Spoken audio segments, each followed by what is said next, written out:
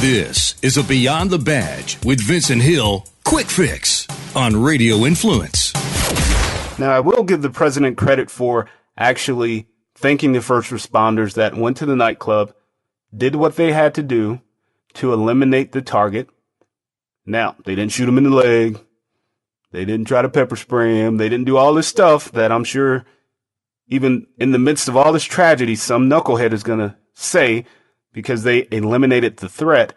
So the president thanked first responders for going in, eliminating the threat, and preventing more casualties.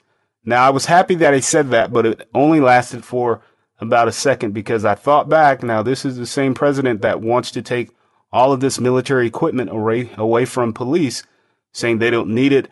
It intimidates people. It looks bad in the black community, blah, blah, blah. But it really worked in Orlando.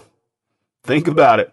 This guy had an AR-15 loaded to bear, loaded for war.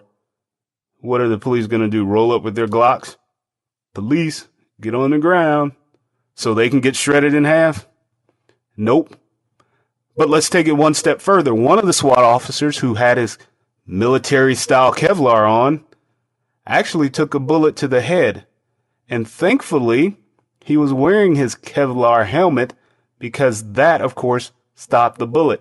Now, he's got one heck of a shiner on his head that's going to be there for a couple of weeks, but he's up, he's walking, he's alive, he's not seriously injured because of this military-style equipment that the president wants to do away with for police.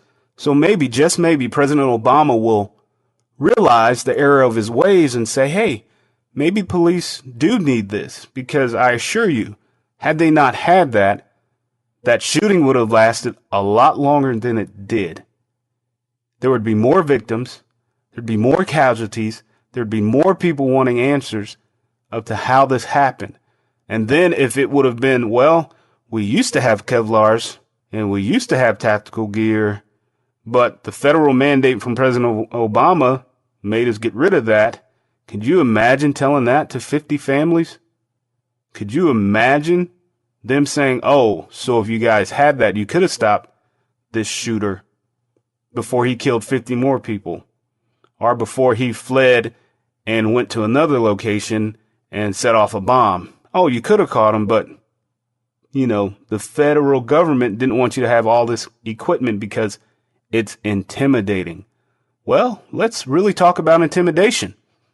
I'm at a nightclub, minding my own business, getting my groove on, dancing, pretending to dance, trying to dance, and all of a sudden, out of the blue, in the midst of the noise, in the music, in the crowd, you hear pop, and you think, uh-oh, I thought that was a gunshot, but now we're at a club. And then you start seeing bodies fall. And then you see an AR-15 pointed at you. Let's talk intimidation. Beyond the Badge with Vincent Hill can be found on iTunes, Stitcher, and RadioInfluence.com.